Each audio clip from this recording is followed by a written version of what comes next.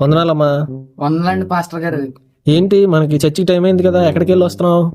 Sunday కదండి, chicken shop కి వెళ్ళానండి చికెన్ తెచ్చుకోవడానికి. ఒక 10 నిమిషాల్లో చర్చిలో ఉంటాను. సరే సరే, త్వరగా వచ్చే, ప్రారంభ ప్రార్థన కంటే ముందు వచ్చే. హలో, పాస్టర్ గారు వచ్చేసారా? నాకు కొంచెం పని ఉంది, ఒక అరగంటలో అక్కడ ఉంటాను. ప్రసంగం మొదలయ్యేలోకి వచ్చేస్తాను. సరే, వంట తీసుకున్న తర్వాత వెళ్దాంలే. మళ్ళీ ప్రార్థన 12 గంటలకు అవుతుంది. 12 గంటలకు వచ్చి మళ్ళీ ఏం వండుకుంటాం ఎండనా? పాటలు మొదలైనట్టు అన్నా, చర్చికి వెళ్ళాలి. ఓన్లీ పాస్టర్ గారు ప్రసంగం కంటే ముందు వెళ్ళిపోతాం 2 నిమిషాలు. మా అత్తగారేనా అరుగు పేరంటే ఎక్కువని అవసరం తక్కువని. అరే టైం అయితే ప్రసంగం అయిపోతున్నట్టు ఉంది. పాస్టర్ గారు చూడకుండా వెళ్ళి కూర్చుండి వాళ్ళు బాబాయ్.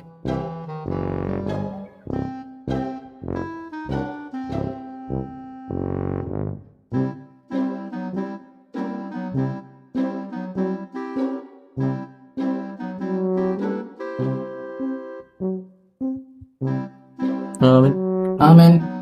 ఉద్యోగాలు త్వరగా వచ్చేది, పెళ్ళిళ్ళు త్వరగా అయిపోవాలి, పిల్లలు త్వరగా కావాలి, ఆశలు త్వరగా సంపాదించాలి, అప్పులు త్వరగా తీరిపోవాలి. కానీ దేవుడి విషయంలో తొందర ఉండదు. మనం ఎప్పుడైతే దేవుడి విషయంలో తొందర పాటిస్తామో దేవుడు కూడా మన విషయంలో తొందర పాటిస్తాడు.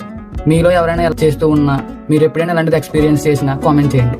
ఇలాంటిది మళ్ళీ రిపీట్ చేయకండి.